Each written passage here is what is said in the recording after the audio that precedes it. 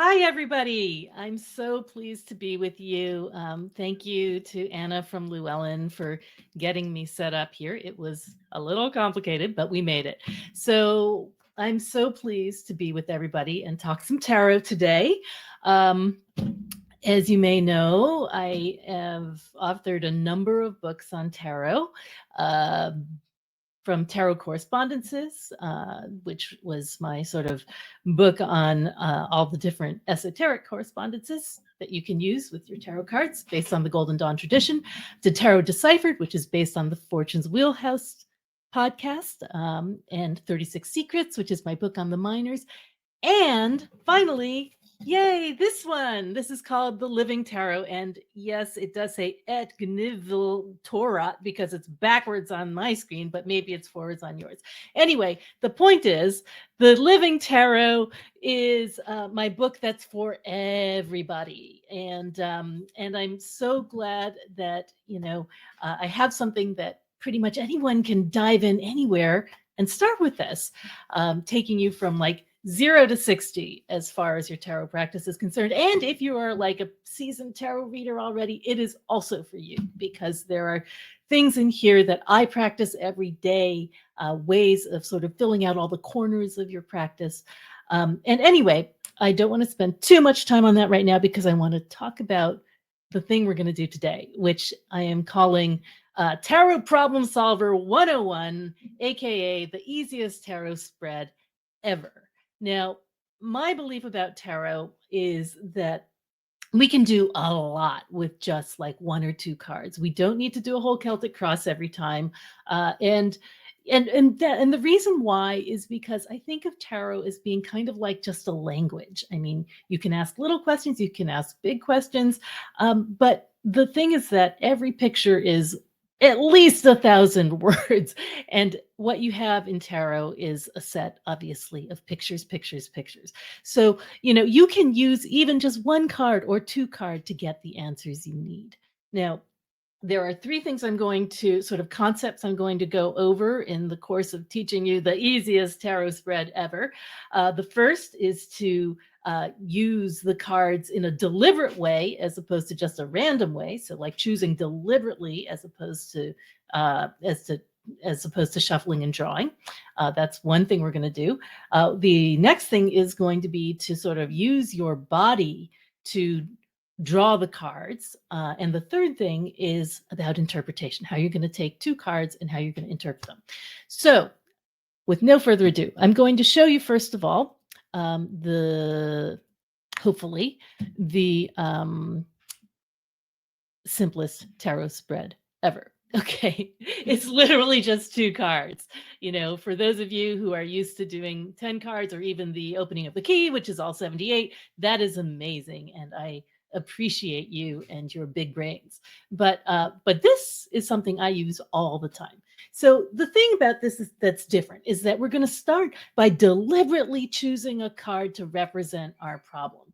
We're going to rifle through that deck and choose the thing that's bothering us most. I put some suggestions in the lower left corner, like, if maybe you're having writer's block or you're stuck or frustrated about something, you could use the Eight of Swords. If you're having addiction issues or obsession issues or, material issues that are related to the devil, being haunted by your own ambition, that's one you could use as your problem one. If you're having trouble getting over loss, you could use the Five of Cups. If you're having trouble with fear or anxiety, you could use the Nine of Swords. But this is this first concept, which I talk about. I call it tarot backwards, which is that anything that you can say in your native language, you can say in tarot too. So if you want to say, I'm afraid, you can say Nine of Swords tarot. So you take that one card out of the deck completely and you just set it aside and you say, this is how I'm going to represent my problem. Now the next step is to take everything else, the whole other 77 cards, and start shuffling them. And you can do this as we're talking if you like. So you've got your one card out that represents your problem. Maybe it's Five of Pentacles, it's a money issue, maybe it's Three of Swords because you have a heartbreak issue. Whatever it is, take out that one card, set it aside, and then shuffle the rest. So one deliberately chosen card, one randomly drawn card. So the card that you took out is the problem. And the way we're going to draw the solution card is that we're going to shuffle and shuffle and shuffle. And as you think about your problem, this is important. You're going to imagine yourself moving out of that space, that distress, that fear, that tension, that upset, that anxiety, whatever it is, and moving yourself emotionally into a place that feels relief, that feels happiness, that feels joy, that feels competence, whatever it is that feels to you like the solution to your problem emotionally. So you want to. This is the second idea: the idea that you use the capacity of your emotional self to move you as you draw the next card. Like as you ignite that feeling inside you, it's like a magnet that draws that second card, that solution card towards you. Okay, so you've randomly drawn it, and then you turn it over and you're going to read it. Now, in a moment, I'll tell you about how I did this a moment ago, but I want you to think about interpretation for a second, because interpreting two cards is really easy. It doesn't have to be a big, complicated, uh, snarl in your mind. Just look at the two cards and figure out what's different about those two cards, right? There's always a contrast between two cards, and it's easy to see. And in my book, I have a whole section on this that is called cloud computing, where I use an example where I think it's in chapter 5, where you take two cards, you imagine all the different things those cards could be, and then you focus in on the two things that are different.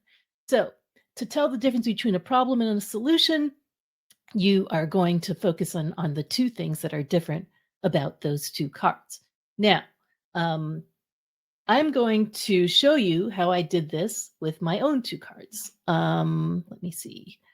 I chose the 10 of Swords to represent my problem, which the 10 of Swords has been stalking me all year. I got it like 12 times, 13 times. I draw a card of the day every day. And the 10 of Swords means a lot of things to me. I used to be quite scared of it, like many people, but I've gotten to understand it better over the years. Now, so 10 of Swords has been tapping my shoulder all year long. And what I discovered it meant was that somebody in my family was very depressed. And so this person's depression has been really a huge factor in our lives. And so I decided to use the 10 of Swords, my 10 of Swords from my little Rider-Waite-Smith deck, to represent my problem. And then I randomly drew the solution. Okay. Now, you're going to laugh when you see what the solution was. I'm going to, let's see, I think I have a version of this up here. Yes, I can share this. Okay. So my solution was 3 of Swords. Right. And everyone's like, great, wonderful, exciting.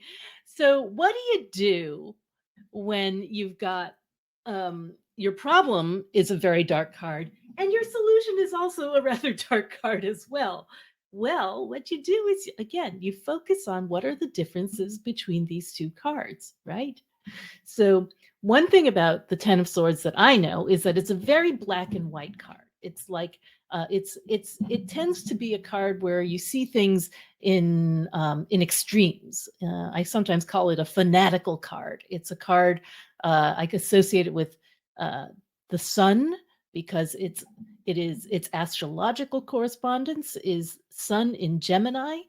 So Sun breaking into two parts, like the twins, Gemini, black and white. Whereas I see that in the 3 of Swords, you have this very stark, contrasty card on the left in the 10 of Swords. In the 3 of Swords, we have gray areas. We have rain. We have nuance in there. So to me, I see that. I see the difference between black and white and gray areas. If the depression is black and white, where everything seems terrible, the 3 of Swords actually makes some room for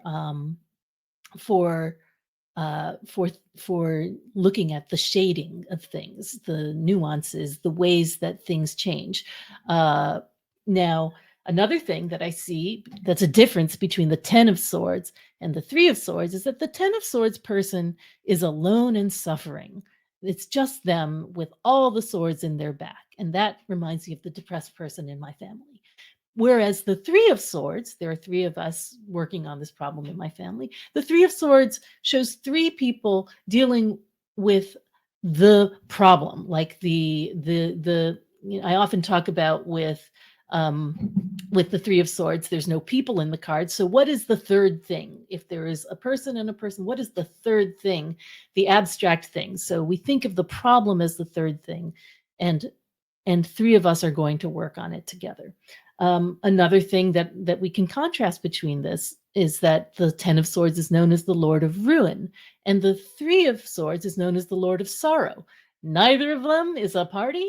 However, there's a big difference between ruin and sorrow. Sorrow says to me that sometimes things are hard, sometimes things are difficult, but it's not the end of the world, as opposed to the ruin card, which is very much the sort of like dramatic end of the world feeling to it.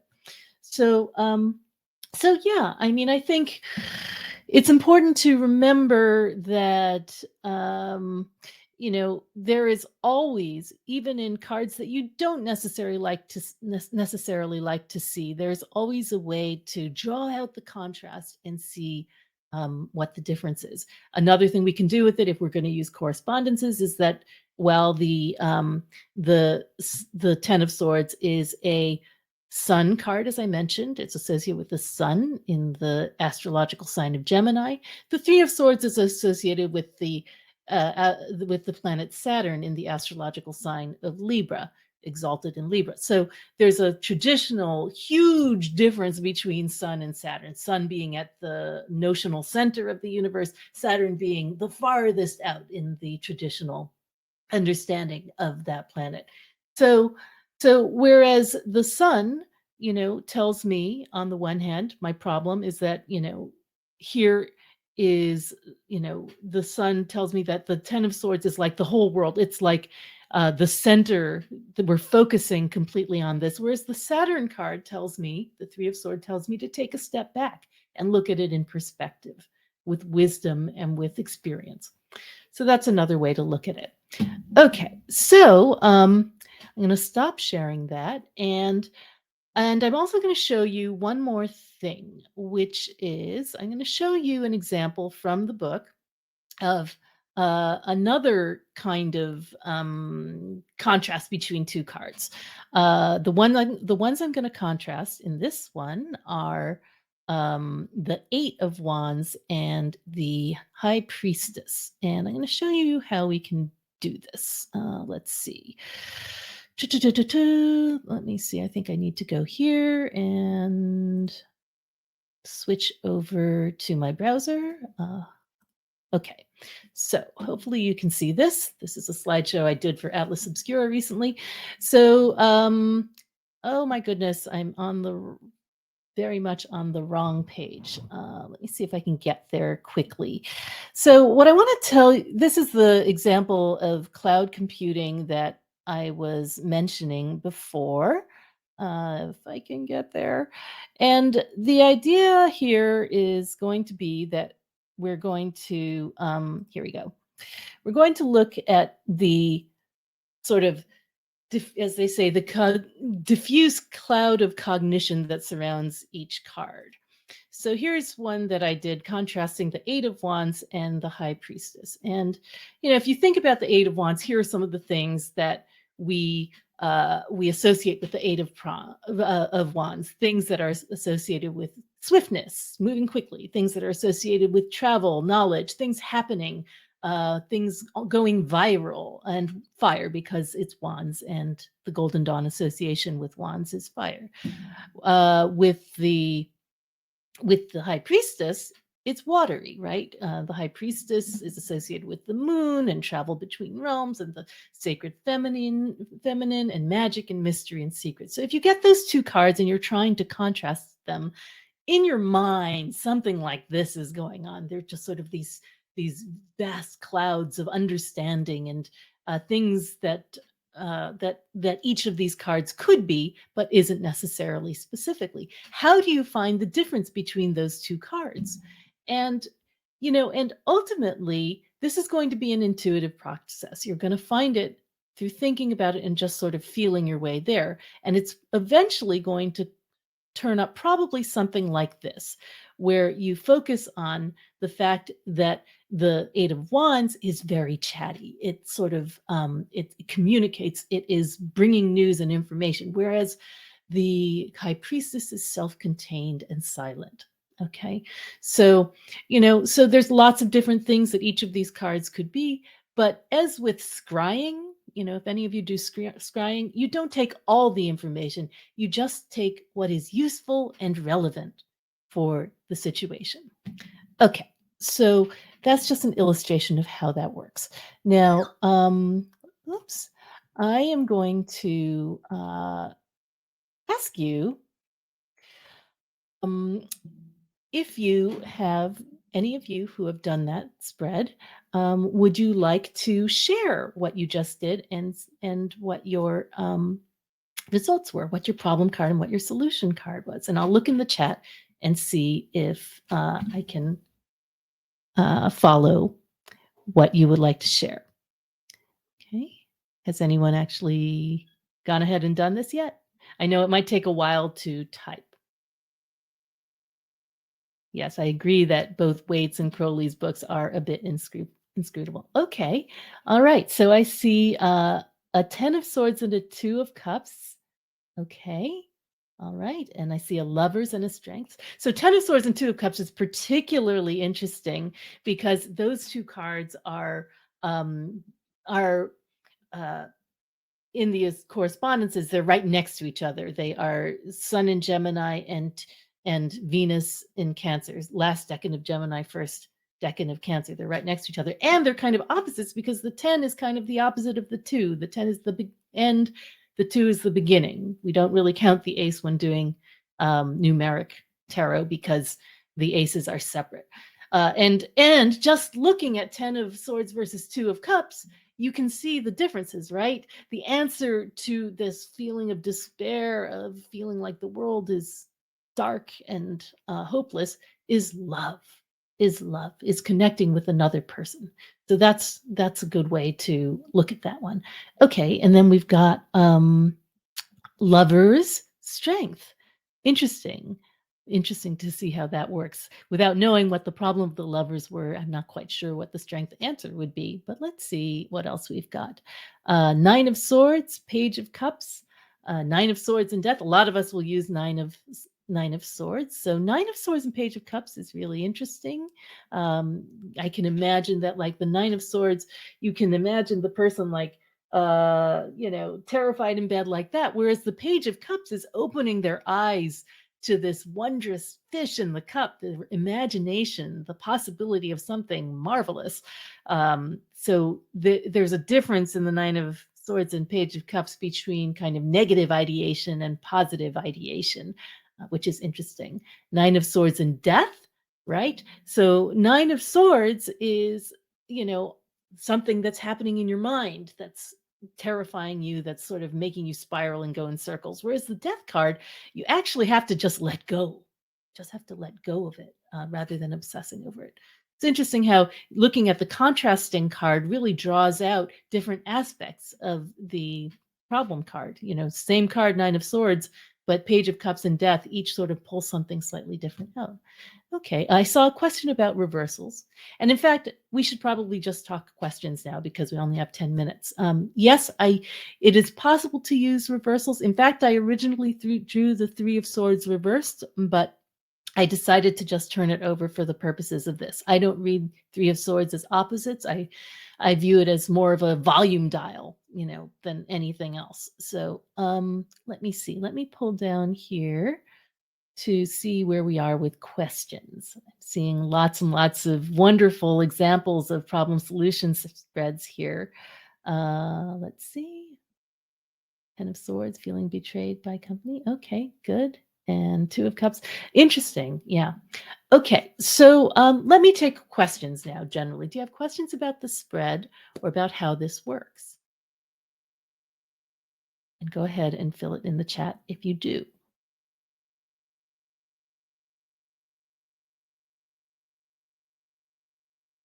Okay, while we're waiting, I'll look at some of these other problem solution spreads that people have shared. Oh, there was a question about Oracle deck usage. Okay, let me see. Oh, yes. Oracle decks. Yes, by all means, you can use an Oracle deck. I believe that all divination systems are effective and can work. I mean, oracles are simply somebody else's way of devising a way of looking at the world. I mean, I think I like systems like tarot and like Lenormand and the zodiac itself that purport to contain the entire world, because I like feeling when I hold a tarot deck like I hold the entire world in my hand. Oracle decks can do that as well. I think it's a question of how big in scope they are. Some Oracle decks can be kind of narrow in scope in the sense that they only focus on like affirmative messages. And to me, that's not helpful, because how can I explain? I need a 10 of Swords cards to explain my 10 of Swords problems, right? So, but yes, I think you can use Oracle decks generally. You can use I Ching, you can use Geomancy, you can use sticks and stones and bones and teeth, whatever works. Okay. Let's see. Let me see what else is happening down here. Let's see. How would you interpret a card that pops out during this simple spread? Good question. So my general view, my way of dealing with jumpers is that I look at them, I acknowledge them, and then I shuffle them back and give them another chance to come out if they want. And if they do, then it's like, wow, yeah, totally. I see what you were saying. Otherwise, sometimes with cards that pop out, I tend to think of them as just a reflection of what's going on in here. Like, I have on my phone at any given moment, it's an oracle. It's showing the justice card right now. It changes every 2 minutes. And to me, that is generally a reflection of what's going on in my mind. Like right now, I'm kind of concentrating on teaching, which is a justice aspect for me. And I think that jumper cards tend to be ambient for me. They show what's going on, but it's okay if you read them differently. You can actually take that card and build it into your spread if you prefer. Okay, let's see. Can it be used with clients? Absolutely. Absolutely. I do that all the time. Can you pick the card number 1 for you? Yes, you can. But what I'll usually do is I'll say, especially if the client doesn't have any clue about tarot, they're new to it, I'll take a bunch out. Like they'll describe their problem like uh, they're very sad because they lost their job. And I will say, okay, well, here are a couple of cards that I think might represent that, like the 5 of Pentacles. I might bring out, or I might maybe bring the 5 of Swords if there was some kind of like inequality situation going out with it. I'll show them like 2 or 3 or 4 cards and say, which one resonates the most to you? And we'll use that one. And then we'll randomly draw the other one. Let's see. Pretend reading where the deliberate card is one of the positive cards. That's interesting. Okay. Well, let's see. I suppose you could do a reading where, where I guess the question is, do you view it positively or not? Like I could imagine a reading where you use a card like the Sun, which most people think of as being a very, very positive card, to represent your problem of being too famous. Like you're a celebrity and you are recognized everywhere you go, and that makes it hard for you to live your life normally. And then you would draw a card just randomly, and I'm just going to like pick up a card. What's that? The Fool. Go someplace where nobody knows you, right? That could be an example of that. Let's see. If you're reading someone else, would you let them pick it? Right. We did that. What app is that on my phone? It is not, in fact, an app. It is well, it kind of is. It's an app called Changer, the Changer app for Android. And it just allows you to change the phone background, the wallpaper, to whatever you want. So I got the app, I uploaded the entire Rider-Waite Smith deck to it, and I said, change this every 2 minutes, basically. Okay. How can we use the 2-card spread in our daily draw as an explanation or to add more depth? So I think you can actually use the 2-card spread as your daily draw if you like, right? You can choose whatever is on your mind, deliberately choose one of the cards and then randomly draw the other, and then just sort of carry that through your day to help you add more depth to your understanding of your problem that day. You can also just do the 2-card spread on its own, in addition to your daily draw. No reason why not. Let's see. Just scrolling down here. What's my favorite deck? Well, I guess I'd just say Rider-Waite-Smith. I have a lot of favorite decks, but since I teach with Rider-Waite-Smith, it's really internalized. Let's see. Link to the YouTube. I'm not sure, but Llewellyn channel. It's on the Llewellyn channel. Have I tried this type of spread with runes? I have not, but I think that's a really interesting idea. I basically only break out the runes when I'm doing like what I call a Divinapalooza, where I take out all the tools. I've done this in the past, where like usually when I'm very interested in a world event like an election, I will take out my runes, I will take out my yarrow sticks, I will take out the geomancy, and the Lenormand decks and the tarot and the Sibylla deck, and like literally everything, and let each one have a chance and sort of see if I can reconcile everything that they have to say. But generally speaking, I'm not a huge rune user, but there's no reason why you couldn't use it. Okay, let's see. When you draw a solution card, do you recommend deliberately working with the energy of that card as you address the issue? Yes, very good. One of the things that I talk about in the Living Tarot is walking the walk in chapter 4. So when you get a card that is your friend that you're trying to use, by all means, integrate it into your life. So you can print it out and stick it in your pocket or your wallet, or you can write a spell on the back of it, put it under your pillow, enact it in your physical body, put it on your altar, whatever it is you can do to build meaning into that card and tell that card that you're taking it seriously so it can help you. That's a really great that's a great point. Deviant Moon, love Deviant Moon. I sometimes use that myself, especially during October for whatever reason.